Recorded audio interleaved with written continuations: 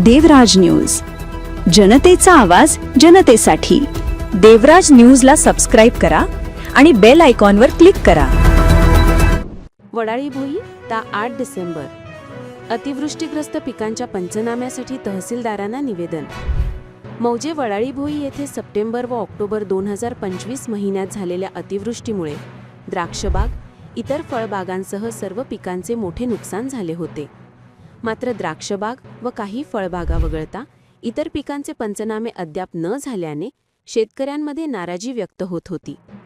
या संदर्भात सर्व पिकांचे सुधारित व सरसकट पंचनामे तात्काळ करावेत, तसेच ग्रामस्तरीय समितीला आदेश देऊन झालेल्या वास्तविक नुकसानीचा अहवाल तयार करण्यात यावा, अशी मागणी आज दिनांक 8 डिसेंबर 2025 सोमवार रोजी करण्यात आली। हे निवेदन तहसीलदार सो यांना पुढील मान्यवरांच्या शुभ हस्ते सादर करण्यात आले। जीप नाशिकचे बांधकाम सभापती श्री कारभारी नाना आहेर, विनता पतसंस्थेचे चेअरमन श्री वसंतराव आहेर, ग्रामपंचायत सदस्य श्री शांताराम अण्णा जाधव, श्री ज्ञानेश्वर नाना जाधव, श्री अरुणभाऊ आहेर, श्री किरणराव जाधव।